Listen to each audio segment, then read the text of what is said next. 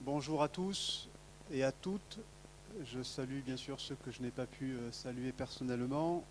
Thierry Benita, moi-même, nous sommes ravis de vous accueillir ce matin pour cette matinée consacrée au retour d'expérience client donc de la ville de Bagnols-sur-Cèze et le conseil départemental de la Drôme. Donc l'agenda est assez condensé, mais ça va, on va avoir quand même le temps de profiter et surtout de passer un moment de convivialité à la fin avec un petit cocktail dînatoire, enfin plutôt déjeunatoire, hein, comme on dit, pour clôturer cette matinée. Donc Thierry va prendre la main juste après, donc présenter Atréal, vous montrer rapidement un petit peu aussi les outils qu'il propose, notamment avec la partie urbanisme et la dématérialisation des pièces, avant de passer la main donc à monsieur dont j'ai oublié le nom. Pardon ? Jérôme Gallo pour la partie témoignage sur la ville de Bagnols-sur-Cèze pendant une demi-heure. Et ensuite, on prendra la main pour le conseil départemental de la Drôme. Voilà, sur une présentation aussi d'une demi-heure, une heure tout compris avec la présentation de la société. Et enfin, évidemment, un petit temps d'échange à la fin si vous avez des questions sans tabou sur la partie de ces retours d'expérience. Et enfin, derrière, un petit cocktail dînatoire. En tout cas, encore une fois, merci beaucoup d'être venu. Pas évident dans ce contexte, des fois, avec les agendas respectifs. On a œuvré pour que vous soyez aujourd'hui satisfaits de ce qui va se passer. Merci encore à tout le monde. Et puis, je laisse la main maintenant à Thierry. Merci beaucoup. Merci Cédric. Bonjour à toutes et à tous. Très heureux de vous retrouver aujourd'hui. Alors, on va brancher la présentation. Je vous demande 2 petites secondes.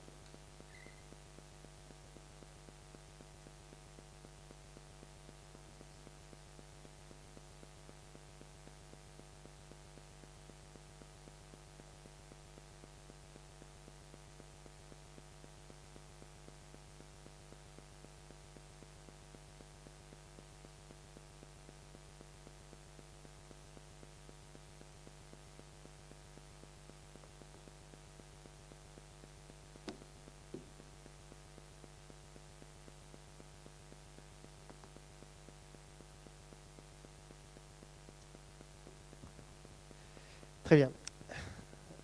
Voilà, désolé pour cette petite pause. Alors, donc je vais vous faire une petite présentation d'Atréal, parce que je crois qu'on ne se connaît pas tous, de notre catalogue, de nos solutions, et puis un focus particulier sur OpenADS, sur lequel on a fait un raccordement avec OpenCapture pour aider à simplifier tout le processus de numérisation.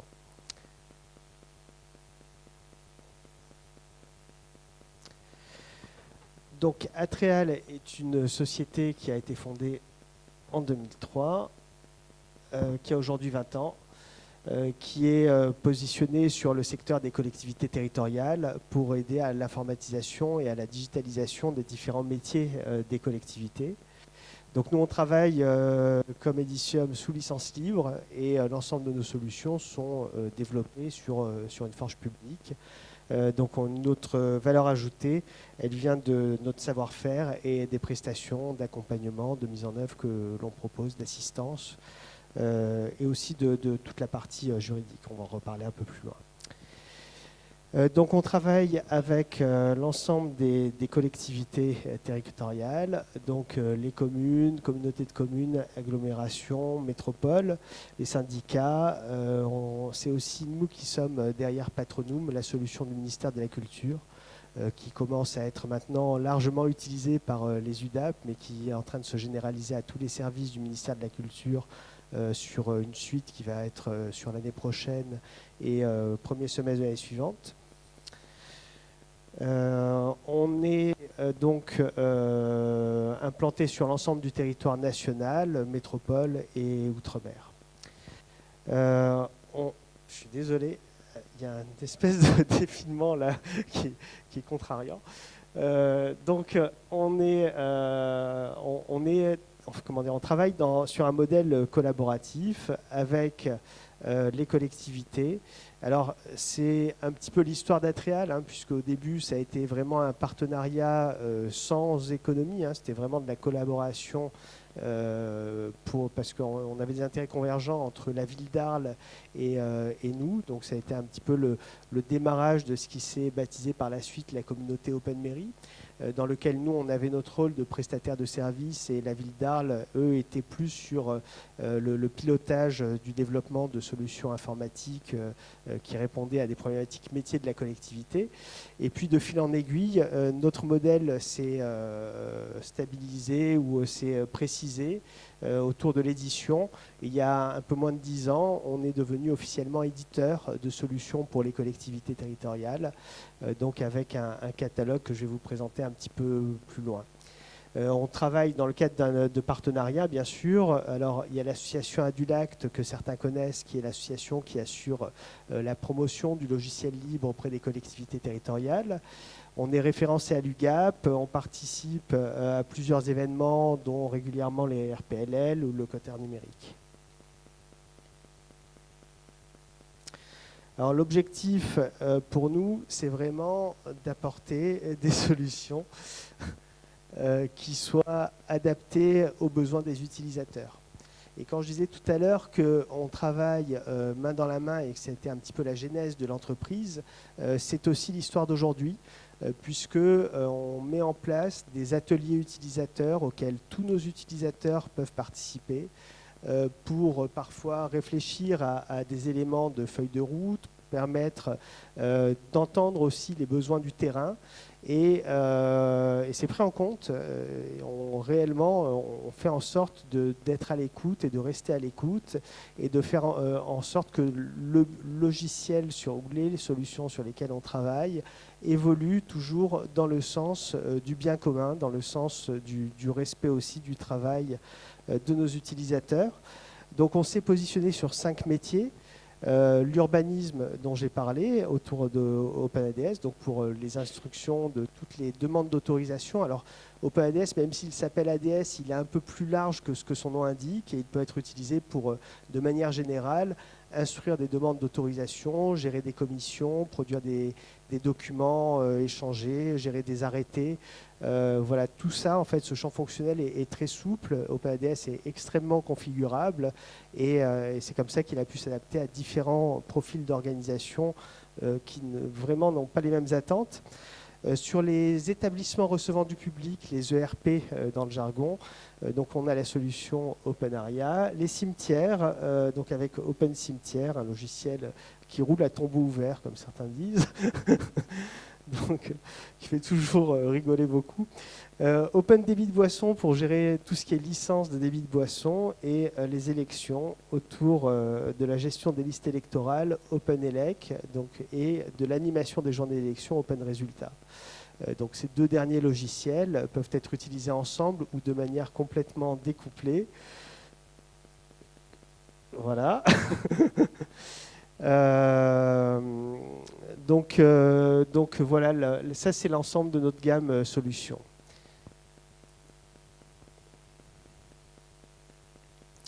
Alors, pour revenir sur la thématique ADS, donc on a travaillé sur 6 axes, je vais y arriver, 6 axes principaux. Donc le premier axe, c'est un axe de fiabilité technologique. Alors pourquoi la fiabilité technologique? Parce que en fait, s'il n'y a pas la fiabilité technologique, on ne peut pas travailler correctement. La fiabilité technologique, c'est quoi? C'est faire en sorte qu'il n'y ait pas besoin d'installer des modules additionnels sur les postes de travail, comme parfois c'est requis. Là, on est vraiment sur des applications full web, natives, sur lesquelles il n'y a pas d'extension, il n'y a pas de suite bureautique nécessaire, tout est intégré. Donc c'est déjà un premier élément, mais c'est aussi le fait d'avoir des processus de développement, de réalisation qui sont extrêmement structurés, encadrés et du coup qui font en sorte que quand on livre une nouvelle version, il y ait le moins de problèmes possibles dans cette nouvelle version. Et il faut savoir qu'à chaque fois qu'on fait une modification dans OpenADS, il y a 8 heures de tests automatiques qui se déroulent et qui vont tester tous les scénarios d'usage qu'on a répertoriés jusqu'à aujourd'hui. On propose de l'hébergement SaaS, donc on travaille beaucoup sur le volet écologique et là en ce moment on est sur toute une passe d'optimisation pour essayer de faire en sorte que les ressources que l'on consomme, je parle des ressources informatiques, que l'on consomme pour faire fonctionner les outils, soient vraiment limitées le plus possible aux réels besoins des utilisateurs. Donc par rapport à ce qu'on faisait avant, en fait, on prenait un serveur, on le faisait tourner, et quand il n'était pas utilisé, il tournait quand même, il consommait de l'énergie, il chauffait, il s'usait. Donc là, du coup, on est sur des dispositifs d'hébergement qui sont beaucoup plus respectueux et qui ne consomment que ce qu'ils ont besoin d'utiliser. On travaille beaucoup à l'interopérabilité, le deuxième axe, c'est-à-dire qu'aujourd'hui, une solution qu'on va mettre en place dans la collectivité n'est pas une solution autonome. Avant, on prenait un logiciel, on l'installait, c'était le logiciel, une petite boîte noire qui tournait toute seule. Aujourd'hui, chaque logiciel est une brique dans le système d'information de la collectivité et à ce titre, il doit communiquer avec tout le reste de l'informatique. Donc le parapheur pour la signature électronique, le système d'archivage, la gestion électronique de documents, le système d'authentification. Bref, tous les outils qu'on va mettre, y compris la numérisation, sont des outils qui vont pouvoir être utilisés à la fois pour OpenADS, mais aussi pour d'autres solutions. Et le but étant d'éviter de reproduire à l'identique la même chose pour les besoins de chaque solution ou de chaque métier. Troisième axe, la dématérialisation native. Donc dès le départ des expérimentations avec les services de l'État, on était là. Et on a fait partie des premiers à être intégrés à l'expérimentation plateau. Et à ce titre, on a été, je pense, le premier éditeur à avoir 100% de son parc clientèle raccordé à plateau. Ce qui s'est fait en fait, à la date de contrainte de l'État. Donc on a continué là-dessus. Aujourd'hui, on est raccordé à Ado aussi en direct, c'est-à-dire que contrairement à ce qui se passe sur d'autres solutions, un pétitionnaire qui vient et qui dépose une demande de permis de construire n'a pas besoin de faire une deuxième validation de sa demande après l'avoir fait sur service public. C'est directement pris en compte par OpenADS. Donc pour que ce soit possible, on a fait faire des évolutions de Ado, notamment pour respecter des problématiques de conditions d'utilisation. On a notre portail IDEO, qui est le portail que l'on propose, qui permet aussi tous les dépôts électroniques. Et sur le diagramme de droite, c'était pour présenter un petit peu l'ensemble des raccordements. Je ne vais pas revenir dans le détail de tout ça, mais on a aussi des propositions sur les modules de reporting et sur la cartographie. Ça reste. Alors, non. Le quatrième axe, c'est la sécurisation de l'instruction. Donc c'est à la fois dans l'outil, mais aussi par l'accompagnement, puisqu'on a des référents métiers qui ont été intégrés à l'équipe d'Atreal. Au niveau de l'outil, on a modélisé aussi dans ce qu'on appelle des workflows, des cycles d'instruction. On a modélisé tous les événements possibles d'une instruction et tous les courriers qu'on peut être amené à générer. Donc ça fait une énorme banque de connaissances qui est maintenue, que l'on maintient et qu'on met à jour dans OpenADS, qui fait qu'aujourd'hui, la très très grande majorité de nos utilisateurs s'appuient sur les modèles de documents que l'on propose, qui sont paramétrables, c'est-à-dire qu'on a des paramètres dans l'application qui s'appliquent à tous les documents. Et cinquième axe, la fédération de la chaîne d'instruction.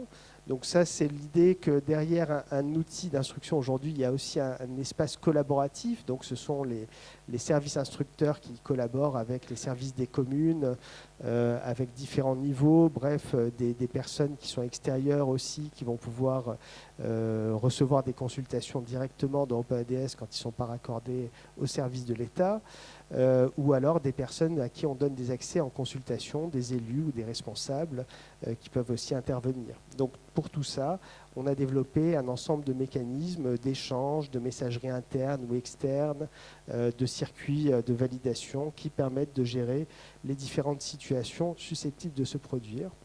Et le dernier axe, qui est sans doute le plus important, c'est qu'on est aussi là pour être à vos côtés.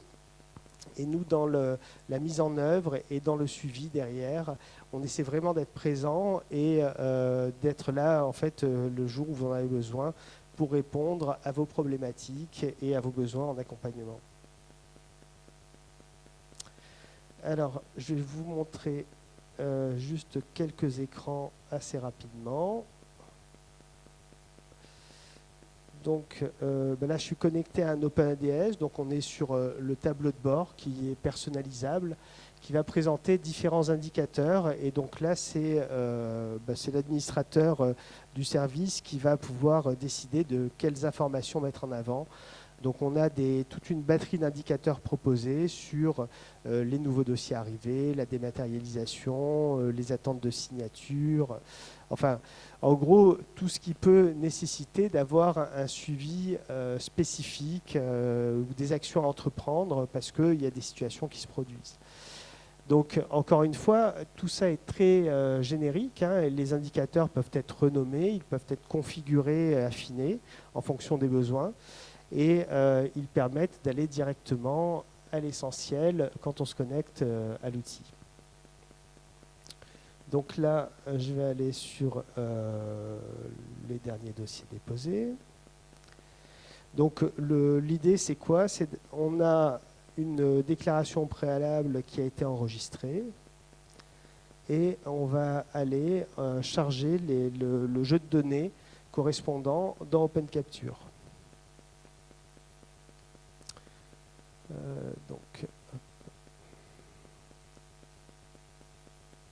Déclaration préalable de Monsieur Dupont-Jean. Voilà, donc là j'arrive sur la synthèse du dossier qui va me reprendre les informations clés et les dates clés de suivi d'instruction. Après je ne rentre pas dans tout le champ fonctionnel, mais sachez qu'il y a un volet cartographique qui est assez important, qui va permettre de détecter en fait toutes les réglementations, toutes les informations issues du SIG qui vont s'appliquer à notre dossier. Donc c'est-à-dire qu'OpenADS, lui, va interroger le SIG, toutes les couches qu'on lui demande d'interroger. À partir de toutes ces couches, il va détecter en fait tous les éléments qui sont en intersection par rapport à l'emprise du dossier, à partir des références cadastrales, donc il calcule l'emprise du dossier, et donc il va faire un espèce de carottage dans toutes les couches de la cartographie. Et il va remonter ces informations sous la forme de texte qu'on appelle des contraintes qui vont contenir des parties en dur et des parties d'informations qui sont issues du SIG. C'est-à-dire qu'on lui dit, quand tu interroges la couche des zonages, tu récupères par exemple le nom de la zone, ici UB, et le texte de description qui est associé. Et du coup, le texte qui va remonter au dossier, c'est un texte complété, enrichi, qui peut contenir aussi des hyperliens si jamais votre réglementation a été publiée sur Internet, et qui vont être fusionnables dans les arrêtés. Donc c'est un vrai point fort de la solution. Et on peut aussi interroger des couches qui ne sont pas en rapport avec l'urbanisme. On peut dire telle couche, elle est spécifique au DIA, donc je mets dedans tous les bailleurs sociaux sur lesquels on a envie de favoriser la préemption. On peut avoir des tas d'usages comme ça, ou mettre juste des informations pour aider à l'instruction. On peut aussi, dans la dernière mise à jour, faire en sorte que lorsque certains éléments sont détectés, ça va aussi orienter l'instruction et proposer à l'instructeur de faire tel ou tel type d'instruction. Par exemple, on détecte la proximité avec un monument historique, on va lui dire il faut gérer la prolongation de délai ABF, par exemple. On a un volet instruction dans lequel on va avoir tous nos courriers générés avec tout l'historique. Des consultations de services externes qui peuvent être des consultations via plateau, donc pour les services raccordés à plateau ou à Aviso, ou via le service dématérialisé interne à OpenADS ou papier. Donc les trois sont possibles. On a une gestion des commissions qui permet de gérer des commissions ABF, des commissions d'urbanisme, des commissions de sécurité ou autres. Les lots quand on a des dossiers qui sont allotis. Des messages qui sont une espèce de messagerie interne avec des alertes pour laisser des messages à l'instructeur. Donc par exemple sur un service mutualisé, les services qui mutualisent, donc les petites communes souvent, vont pouvoir mettre des messages à destination de l'instructeur, ça va lui mettre une alerte et ça reste à l'intérieur d'OpenADS. Un bloc-notes qui permet de consigner en fait des petits post-it. Donc ça c'est vraiment, je rajoute des petites informations liées à mon instruction. Je vais en sauter un parce que j'y reviens juste après. Des dossiers liés qui permettent de détecter notamment tous les dossiers qui ont au moins une parcelle en commun avec le dossier en cours. On peut aussi faire des liens manuellement. Et tous les dossiers, bien sûr, en rapport avec l'autorisation. Si j'ai eu des modificatifs, des transferts ou autres, ça apparaît automatiquement. Et dans les pièces et documents, donc là, je vais retrouver les pièces du pétitionnaire, mes documents d'instruction, un dossier final et une archive de téléchargement. Donc voilà pour vraiment une version courte. Après, côté OpenCapture, donc là, on a configuré notre copieur, on a scanné tout notre dossier avec des pages de séparation et on l'a envoyé en poussant sur le bouton scanner, ça l'a envoyé directement dans OpenCapture. Donc OpenCapture, lui, du coup, réceptionne ce lot. Ça apparaît en bas dans une liste de tâches. Donc là, on voit qu'il y a eu 2 lots qui ont été envoyés mais qui ont été traités. Et quand je vais ouvrir un lot, donc là, je me retrouve avec l'ensemble des pièces qui ont été identifiées, qui ont été séparées par les pages de séparation et du coup identifiées avec leur nature de pièces. C'est-à-dire que tout ça, ça s'est fait sans saisie manuelle, tout est automatique. Et donc, dans l'interface, je peux effectuer des opérations simples. Je peux déplacer une page d'une pièce à une autre. Je peux effectuer des rotations. Là, je vais le faire puisque je vois que je suis sur un document en paysage et pas en portrait. Je vérifie mes typologies. Et quand tout est bon, je vais prendre mon numéro de dossier et je vais cliquer sur le bouton de validation, ce qui va me le transférer dans OpenADS. Alors, quand j'arrive dans OpenADS sur mon dossier téléversé, donc ça me donne ça. Tout apparaît ici dans les pièces et documents, avec en date de versement la date de dépôt d'OpenADS, c'est-à-dire que ce n'est pas la date de numérisation qui est prise en compte, mais bien la date théorique de dépôt. Et les pièces donc, apparaissent avec leur petite vignette de prévisualisation et la possibilité, bien sûr, de les ouvrir pour les examiner de manière plus complète. Donc l'intérêt, bien évidemment, c'est que ça évite, pour vous résumer ce qu'on doit faire autrement, si on n'a pas OpenCapture couplé à OpenADS, il faut numériser chaque pièce une par une, les rajouter au dossier l'une après l'autre en mettant manuellement le type de pièce sur chacune des pièces que l'on charge pour arriver exactement au même résultat. Donc là, l'intérêt, c'est que j'ai pris mon dossier papier, j'ai inséré mes intercalaires par type de pièce. Donc ça, c'était mon surface, ça, c'était mon plan de masse, etc. J'ai mis mes intercalaires. Je mets tout ça dans mon copieur et c'est parti. J'ai plus qu'à mettre le numéro de dossier et faire mes quelques ajustements. Voilà pour vous montrer. Et du coup, si quelqu'un demande l'accès aux pièces, bien sûr, j'ai le volet de téléchargement dans lequel je peux tout sélectionner ou désélectionner certaines pièces et constituer une archive zip avec mes pièces sélectionnées pour les transférer aux personnes qui me demandent l'accès au dossier.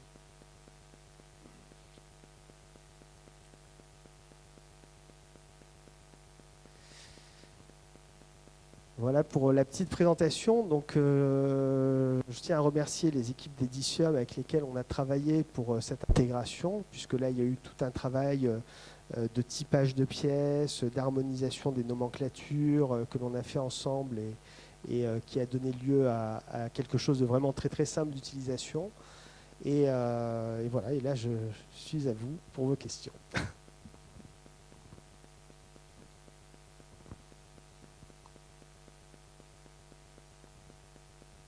Alors, je n'ai plus qu'à passer la parole à Jérôme. Jérôme Balland de la commune de Bagnols-sur-Cèze. Merci beaucoup.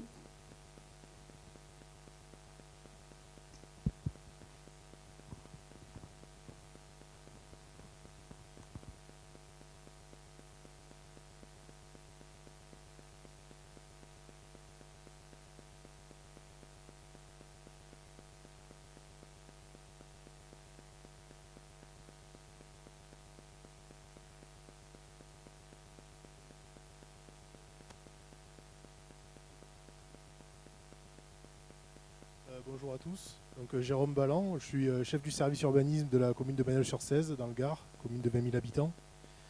Donc on utilise depuis déjà un bon moment OpenADS et depuis peu de temps OpenCapture. Donc pour vous présenter rapidement donc mon service, nous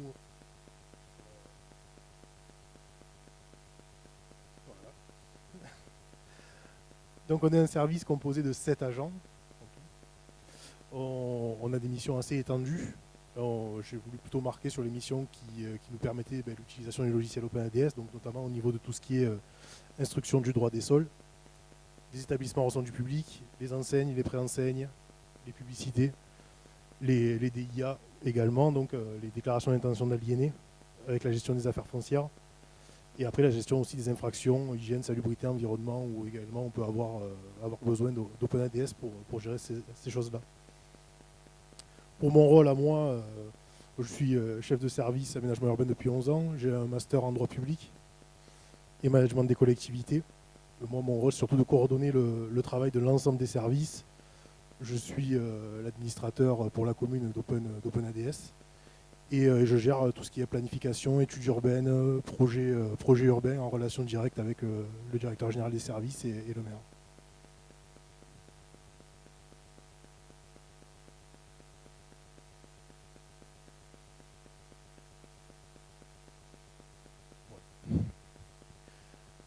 Donc nous, l'origine du projet, pourquoi on s'est tourné vers déjà le changement de logiciel, c'est tout simplement la dématérialisation. Et donc l'obligation de changer notre logiciel, parce que l'ancien logiciel qu'on avait ne prévoyait pas la dématérialisation. Donc le choix était vite fait. On avait pour objectif surtout d'avoir une grande autonomie dans la solution. C'était très important pour nous de ne pas toujours avoir besoin d'appeler un genre de SAV dès qu'on avait un problème pour régler ce problème-là. Donc d'avoir quand même un petit peu la main pour paramétrer tout ça, certaines choses qui sont, on va dire, les plus simples pour nous. On avait donc le passage à la dématérialisation de la chaîne d'instruction et la saisine par voie électronique. Ça, c'était ce que nous obligeait la loi, donc voilà, il fallait absolument que l'offre prévoie ça. On voulait un support réactif et un support où on puisse faire des recherches facilement à l'intérieur, puisque forcément il est nourri avec une base de données très, très grande, je pense, notamment avec la reprise de toutes les données qu'on avait avant dans nos logiciels antérieurs. Donc on avait besoin de quelque chose qui nous permette facilement de retrouver les dossiers par plusieurs entrées, que ce soit par nom, par parcelle, par numéro de dossier. Voilà. Donc c'était important pour nous. Et on voulait un paramétrage qui puisse nous permettre de gagner en fluidité, de gagner du temps, notamment par le biais des courriers types, des mises à jour de courriers types et tout ça. Donc c'était quelque chose qui était aussi très important pour nous. Et peut-être le plus important, un raccordement direct à notre SIG, puisque la commune a un SIG par un syndicat intercommunal et qui est très largement nourri. Donc on voulait absolument d'avoir la passerelle entre les deux de façon à pouvoir utiliser le logiciel du mieux possible. Donc les réponses qu'OpenADS nous a apportées, c'était une solution qui correspondait à nos besoins et qui a présenté l'avantage, puisqu'elle était présentée comme ça dès le départ, d'être évolutive et de prendre en compte les besoins futurs et aussi d'avoir finalement une grande résilience sur les demandes de ses usagers. Aujourd'hui, on peut considérer que la collaboration est assez efficace, puisqu'ils sont plutôt assez réactifs. On est assez souvent en demande, donc bon, voilà, on a un bon SAV en face de nous et des personnes qui savent, surtout depuis l'arrivée, on va dire, des référents métiers, des personnes qui savent de quoi on parle aussi, donc c'est très appréciable pour nous. Les systèmes de Bible, donc, qui nous permettent finalement de paramétrer des entrées dans nos courriers types et qui sont un réel plus pour nous et notamment pour moi, puisque les bibles ont toutes été rédigées par moi, ce qui fait que je sais exactement ce que les agents vont mettre. Même si on a plusieurs instructeurs, on a une uniformité finalement entre les décisions, puisque tout ce qui est, ça a été écrit par une seule personne finalement. Et même, y compris pour les motifs de refus ou les choses comme ça, où là on va avoir de la création, le canevas est déjà prêt, on n'a finalement plus qu'à remplir. Donc de mon côté, à moi, et en tant que responsable de service, ça me permet finalement d'aller assez rapidement sur le contrôle des actes et pas avoir à chaque fois à revérifier, à faire reprendre finalement des choses qui n'auraient été pas écrites comme je l'aurais souhaité. Là, globalement, il n'y a plus beaucoup de champ libre pour les instructeurs. Donc ils peuvent le voir comme un inconvénient ou un avantage, je ne sais pas, il faudrait voir avec eux, mais en tout cas, voilà, ça permet d'avoir un canevas et quelque chose. Et nous aussi, ça permet aux administrés de retrouver toujours la même chose en face d'eux, d'un instructeur à l'autre. Voilà, globalement, si ce n'est le nom qui change au niveau d'une lettre, voilà, ils ne se rendent pas compte, il n'y a pas possibilité de se rendre compte qui a vraiment fait le dossier, ça c'est plutôt pas mal.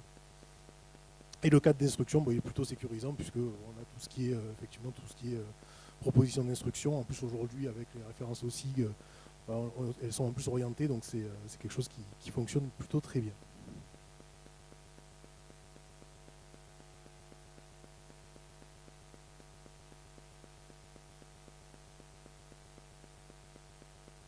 Donc pour ce qui est de la chronologie, donc nous, l'émergence du besoin, on va dire qu'elle est arrivée en 2019, en sachant que notre obligation légale, c'était le 1er janvier 2022.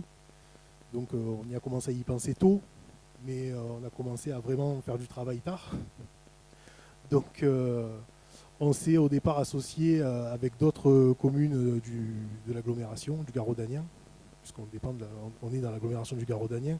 On est plusieurs autres communes autonomes, donc on était tous associés pour essayer de prendre un prestataire commun. Les consultations des prestataires ont été faites en juillet 2021, donc plutôt quelques temps après l'émergence du besoin. Le choix du prestataire a été arrêté en septembre 2021, et donc c'est là qu'est le choix de faire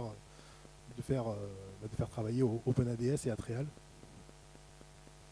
On est passé en phase de lancement, on va dire, et de conception de septembre à décembre pour tout ce qui est 2021, pour tout ce qui est reprise de données et paramétrage logiciel.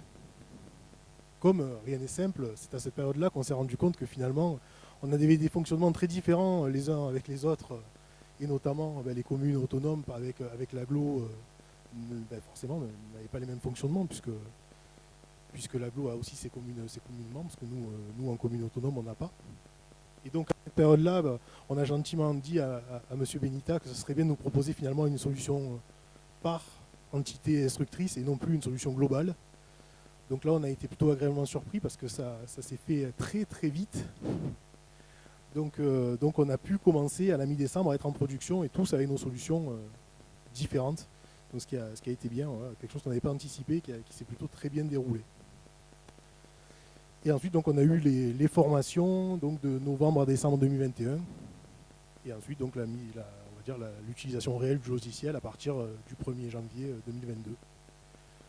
Donc cette utilisation réelle, nous, on l'a voulu en plusieurs temps. C'est-à-dire qu'on a commencé exactement comme si le logiciel était utilisé par la dématérialisation, pour rester au moins sur le système de saisie et ce qu'on faisait auparavant. Parce que je pense que tout le monde est au courant qu'on n'a pas tous la même affection pour l'informatique. Et pour certains, le changement était déjà compliqué, donc on a essayé d'y aller doucement et d'aller étape par étape en commençant avec déjà juste de la saisie. Bon, de toute façon, au tout début de l'obligation légale, on avait finalement peu de dossiers dématérialisés. Ça a commencé vraiment à venir un petit peu après. Donc on avait le temps de s'y faire.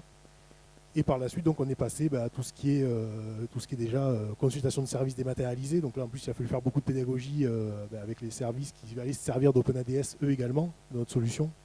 Donc faire de la pédagogie pour... donc aujourd'hui, on n'a plus de problème, mais au début, c'était pas forcément si simple. Et aussi, après, derrière, l'installation de plateau qui est quand même venue après, avec ce hub, finalement, de l'État qui peut, des fois, encore aujourd'hui, nous provoquer quelques soucis. Donc voilà, c'est vrai que c'est quelque chose qui a dû être mis en place au fur et à mesure de façon à vraiment s'assurer que chaque étape, nous on savait l'utilisation, c'est bon, on avait pris en compte et que ça allait bien marcher parce qu'effectivement, si on était parti dès le départ en recommençant à envoyer des courriers par voie dématérialisée et tout ça, je ne sais pas si on n'aurait pas eu peut-être quelques soucis. Donc aujourd'hui, c'est quelque chose qu'on fait, qu'on pratique tous les jours et qui marche très bien. Dès le début, ça aurait été peut-être un peu compliqué. Donc on va dire que nous, pendant la première année, c'était vraiment la mise en train en 2022, puis en plus sachant que Voilà, la plupart des services de l'État, de toute façon, n'étaient pas sur plateau, donc ça a été la mise en train pour tout le monde. Hein.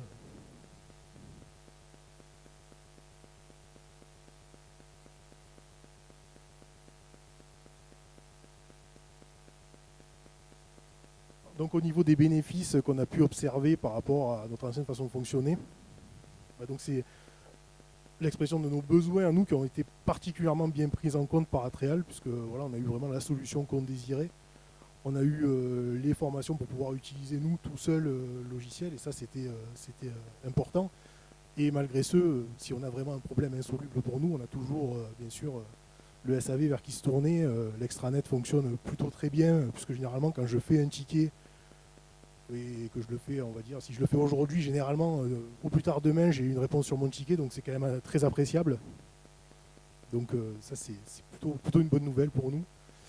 Donc en un temps restreint, effectivement, on a pu mettre en place une méthode de travail qui s'est avérée efficace, qui est toujours d'ailleurs efficace aujourd'hui, mais qui s'est avérée très efficace au départ, et donc notamment par ce biais d'Atreal qui nous a mis en place la solution assez rapidement, puisque, comme je le rappelle, voilà, on a été assez demandeurs de beaucoup de changements, finalement, en un laps de temps très réduit.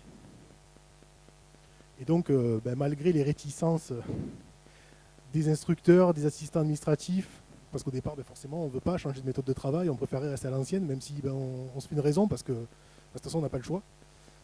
Bon, voilà, finalement, la prise en main du logiciel a été assez rapide, et ils ont convenu assez rapidement que oui, le logiciel qu'on a aujourd'hui est finalement mieux que celui qu'on avait hier. Notamment parce qu'il permet un travail beaucoup plus rapide et qui permet beaucoup de transparence avec les pétitionnaires et voilà, la rapidité. Aujourd'hui, quelqu'un qui dépose un dossier, si on a le temps de le regarder dans la journée, dès demain il peut avoir sa demande de pièces. C'est quelque chose qui est hyper rapide. Ça nous est arrivé en moins de 24 heures que la personne vienne nous ramener ses pièces, quoi. Donc c'est quelque chose qu'avant on n'aurait strictement jamais pu voir, quoi. Donc voilà, c'est un avantage énorme, en se disant que l'État ne le prendra pas en compte, en se disant qu'après derrière il nous réduira encore les délais d'instruction. On aimerait bien rester comme ça, mais voilà, c'est sûr qu'on a un très très grand gain de temps. Voilà. Donc aujourd'hui, nous on attend avec impatience, on en parlait justement il y a très peu de temps, la signature électronique pour encore continuer dans le circuit, mais voilà, une chose après l'autre, et c'est vrai que c'est important, notamment pour tout le monde, parce que bon, on se rend compte qu'il y a nous utilisateurs, il y a aussi le public qui a eu peut-être du mal à maîtriser la SVE au départ. D'ailleurs, les tutos qui ont été mis en place par la suite, nous on les a relayés sur notre site internet et ça a beaucoup aidé les gens. Ça arrivait très souvent, même des professionnels qui nous appelaient pour nous dire que ça ne fonctionnait pas. On dit regardez le tuto, et finalement avec le tuto ça fonctionnait très bien, donc comme quoi, voilà, c'est pas toujours le logiciel qui marche pas, des fois c'est juste une mauvaise utilisation, donc il faut y penser également.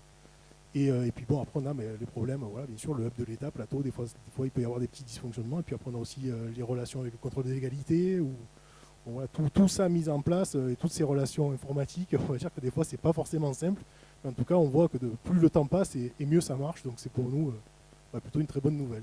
Et pour l'usager, je pense que là c'est encore une meilleure nouvelle. Voilà. Si vous avez des questions, je vous en prie.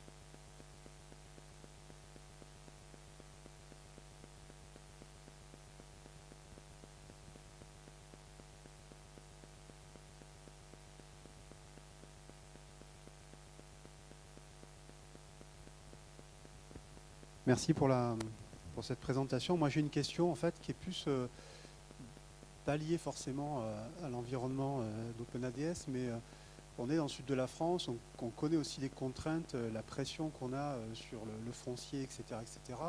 Vous gérez un service d'urbanisme, les agents sont exposés malgré tout. Comment ces outils-là ont apporté peut-être plus de transparence, vous le disiez tout à l'heure avec les pétitionnaires, comment ça a peut-être aussi contribuer éventuellement à l'amélioration du service en termes d'organisation et des relations entre vous, en fait, au sein du service. Vous voyez ce que je veux dire par rapport à un domaine qui est sensible. Ouais, nous, au sein du service, on va dire que ce qui est intéressant, c'est tous les messages qu'on peut se donner par OpenADS qui restent et qui, là, pour le coup, permettent d'avoir un suivi. Au service, n'importe qui peut suivre l'instruction, ce qui n'était pas forcément le cas avant avec une instruction papier. N'importe qui peut la suivre, n'importe quelle assistante administrative qui est à l'accueil et qui reçoit les gens peut lui dire à quel moment, où en est son dossier. C'est-à-dire qu'elle peut même aller jusqu'où lui dire à quelle consultation on n'a toujours pas eu de réponse. Donc ça, c'est effectivement pour la personne, ça peut être vraiment un plus, parce que voilà, on a accès à tout.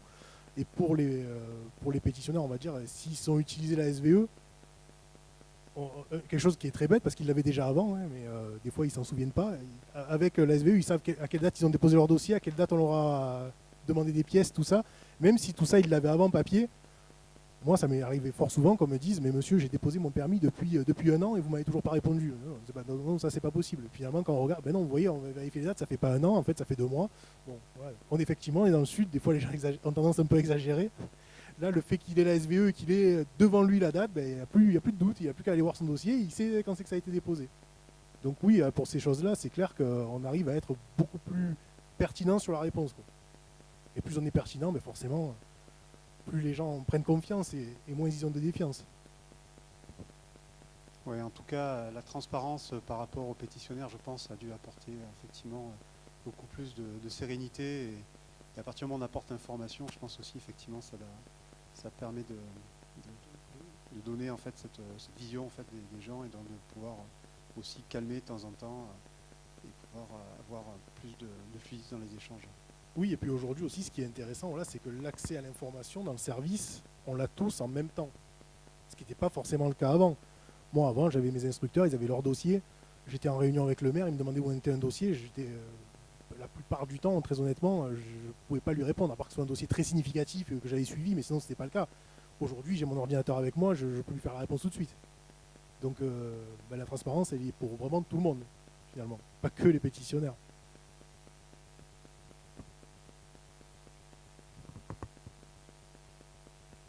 Merci. Sur ce sujet, si je peux rajouter une précision, c'est que même pour le pétitionnaire qui lui accède au portail IDEO, donc le portail de dépôt électronique, au niveau de son suivi de dépôt, il va retrouver tout l'historique de ce qu'il a déposé, des courriers qu'il a reçus, à quelle date il a accédé aux pièces, c'est tracé et ça reste dans son historique.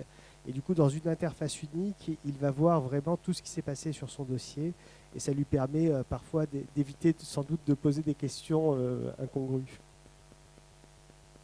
Oui, tout à fait.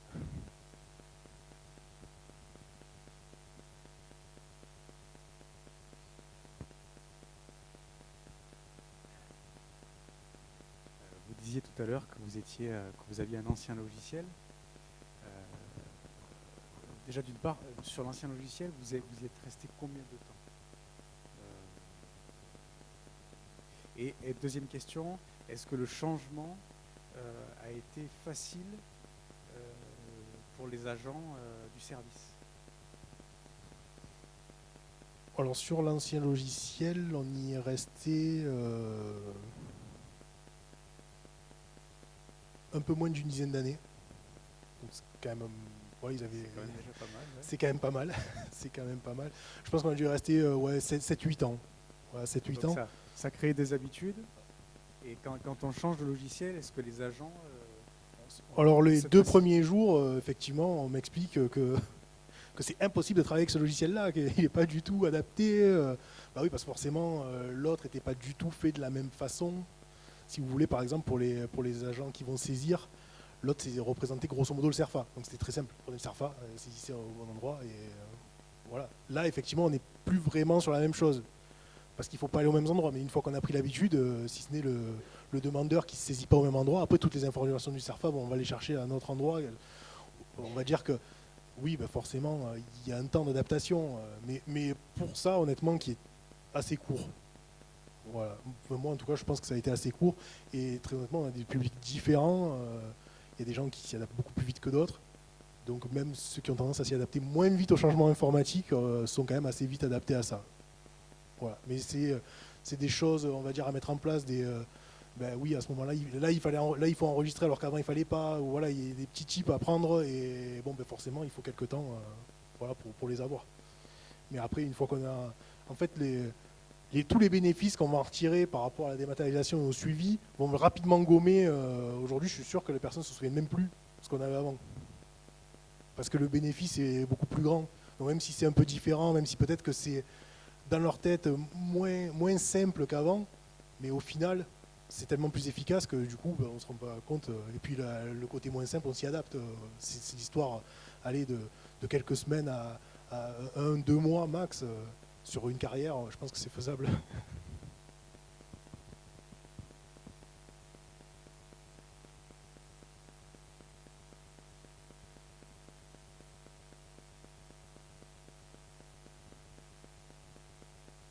Bon, merci beaucoup. Merci. Merci à tous. Merci Jérôme.